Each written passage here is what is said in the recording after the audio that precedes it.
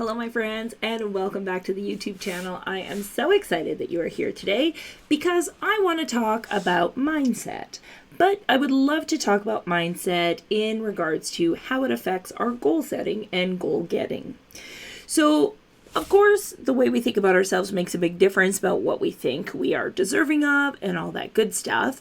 But our mindset can also get in our way when it comes to actually working towards our goals.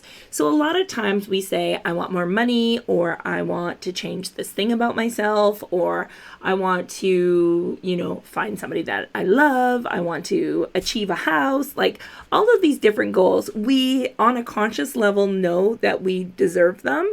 But on a subconscious level, we may try to sabotage ourselves from getting them because it is unknown and it is scary.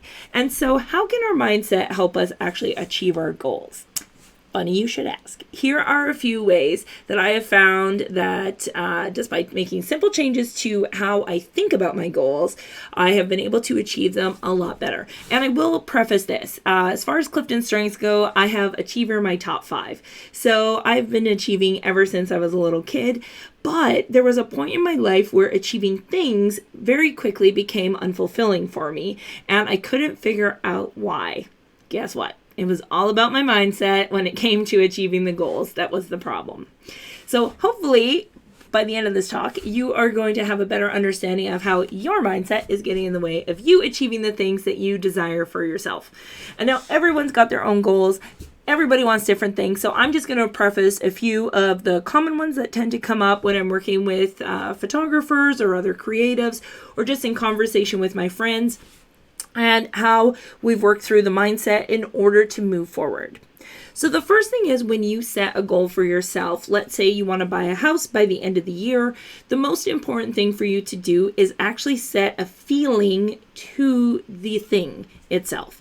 So if it is a house that you want to purchase by the end of next year, whether it be an apartment, a home, whatever the thing is, what is the feeling you hope that that home is going to provide you? Is it a sense of independence that you're looking for? Is it the feeling of, calmness, or a space that you can make your own? Is it freedom? Maybe you've been kind of feeling like you're stuck living with roommates or your parents or whatever. What will getting this place of your own feel like when you eventually get it? It's really important that we attach an emotion to our goal, because otherwise if we're not emotionally invested, we're either not going to get there, because it's very easy to experience setbacks on the way to a goal. But also, once we get it, we may not be able to maintain it because it feels different than what we thought it would. And this was part of what led to me feeling unfulfilled in a lot of the goals I was setting. Is the goals I set for myself were not necessarily things I wanted. For me, they were because I thought I had to have them. So when I'd achieve them, all of a sudden I'd look around and be like, yeah, but I feel the same, so I don't understand what's wrong here. And it became very unfulfilling and ultimately led to my burnout. So I don't want that for you. I want you, if you want to get yourself a house, that you understand why you want to get the house. What is the feeling attached to it? And so we're going to use a lot of curiosity today to dig into these things. Once you've established the feeling that you want to have, then you can leave it open to all sorts of different ways, because a lot of times our mindset gets stuck on this is what the goal must look like. And when it looks different than that, we can bypass really great things just because it doesn't look exactly how we expected it to look. And so that's really important that we just say, this is how I want to feel, and then be open to what that could look like, because chances are the things that you want to achieve might already be things that you have and you just don't have gratitude for them. So get clear on what it is you want to feel upon achieving said goal. All right, that's number 1. Number 2 is understanding that you cannot get to the next level of what it is that you want with the same mindset that got you to the current level that you're at. And I was listening to Kara Lowenthal's podcast, Unfuck Your Brain, and she did an episode where she said, I can't get to $5 million with a $1 million mindset. She's like, because if I had a $5 million mindset, I would have $5 million, not $1 million. And that got me really thinking about a lot of the goals I set for myself, not necessarily $1 million ones, though that would be great as well. That's something in the future to work towards. But rather just in terms of everything is this understanding that, oh, the person that got me here can't necessarily be the same mindset that gets me to the next level because this person only got me this far, or this mindset only got me this far. And a lot of times we will sabotage ourselves a little bit in order to stay at this level. John Maxwell calls that the law of the lid, essentially, in that once you hit your lid, you can either stop growing or you just raise your lid a little bit by learning more, growing more, and challenging yourself to do more.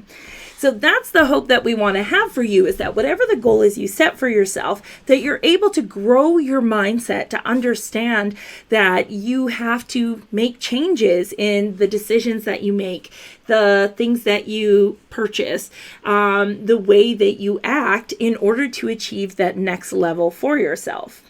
And so let's use the house buying example again. So if by the end of the year you want to have enough money to pay a down payment on a home of your own, right? That's usually how that has to work. So either way, you want to save money so you can purchase a home. Cool. Or get a home, whatever that looks like.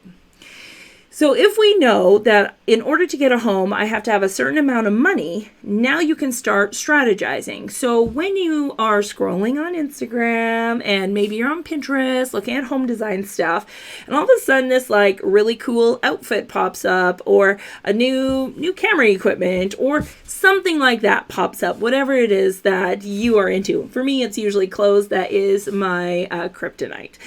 So you will see it and you'll go to it and you'll put it in your shopping cart. And before you press buy, you can ask yourself a question. You can ask yourself the question is, would somebody who's saving for a down payment on a home purchase this, or would they put this money towards their down payment on their home?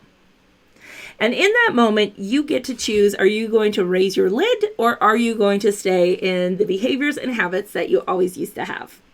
You can also ask yourself the question, okay, if I want to feel freedom, independence, and calmness, and all this good stuff when I get my home, will buying this item make me feel that same way? And if the answer is no, then that means that money is better spent in your savings account waiting for you to pay for your down payment on the home that you want to buy for yourself. So that's the thing that you want to ask yourself. That's how we grow that mindset a little bit, is asking ourselves, what would somebody that's already there do? And this can be really hard for a lot of people, especially if you have a hard time visualizing or, making up scenarios, so to speak. But just if you can sit for a minute before you even start on the journey to the goal and just say, okay, if I want to be a homeowner, how do homeowners act in order to get their home? Like, they probably have some sort of savings because they have to pay for a mortgage. Maybe they start sourcing out mortgage lending companies. Maybe there's so many different things that come with buying a house. Maybe they start by finding a lawyer, looking for a real estate agent.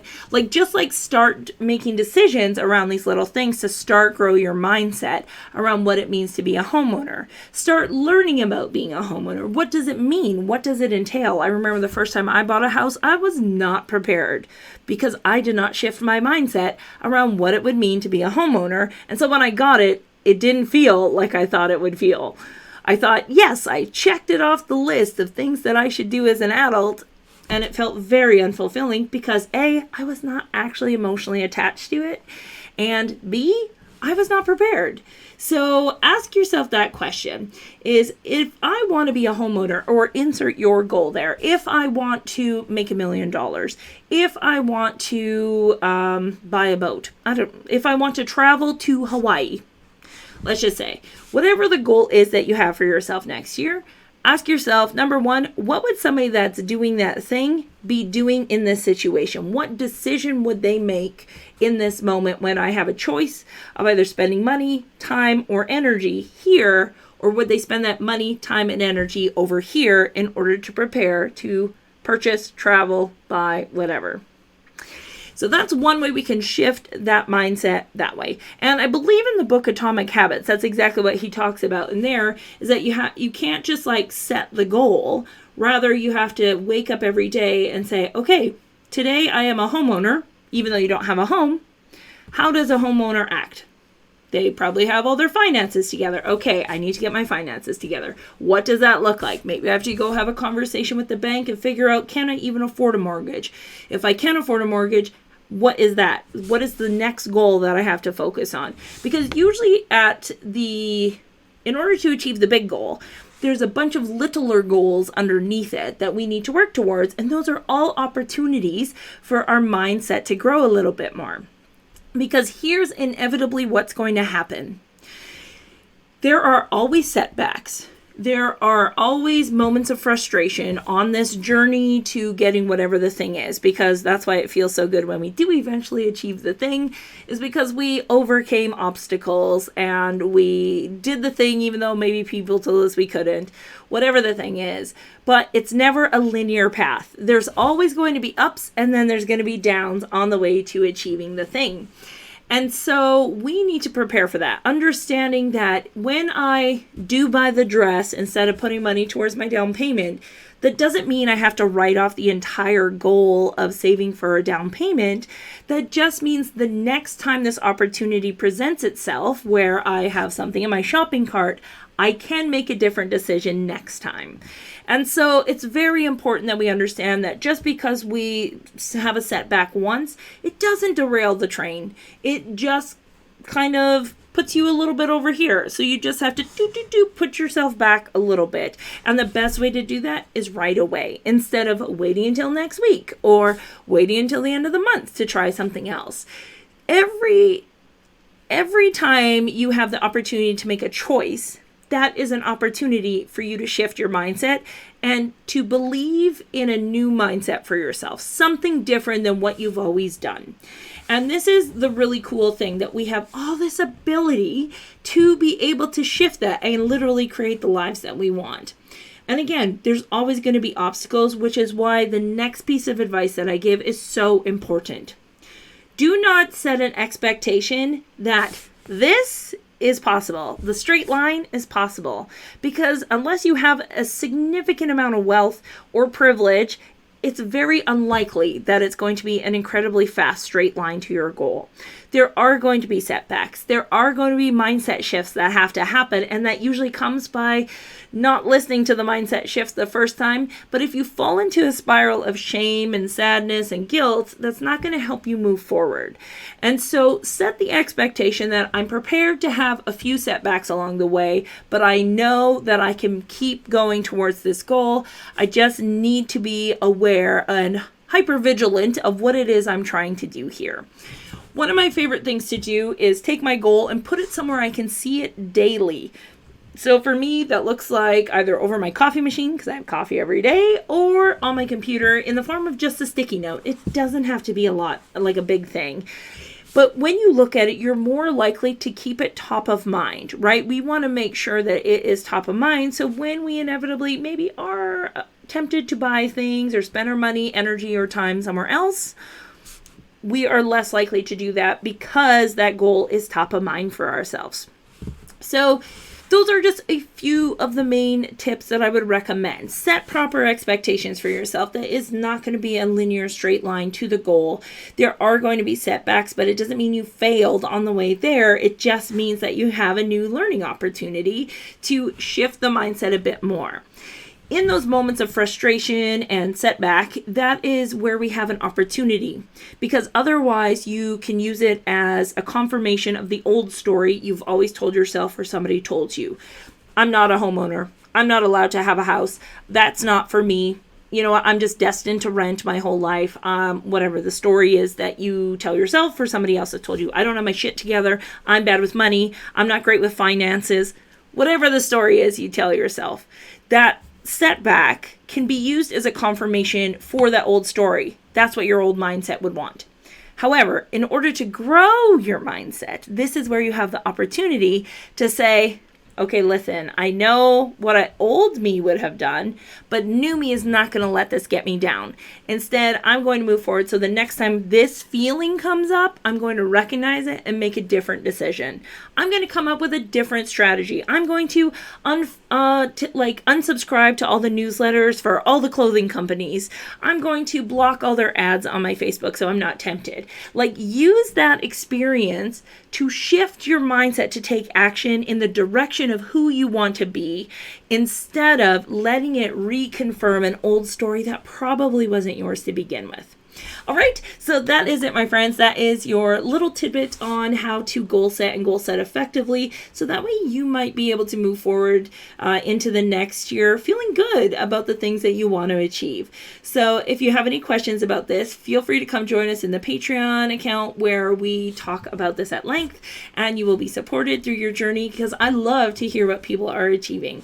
So the link for Patreon is down in the description. Feel free to come join us over there, or just comment below it. I would love to know what you are reaching for. What goals are you trying to achieve? I want to know. Tell me. All right. I will see you next time, my friends. Bye.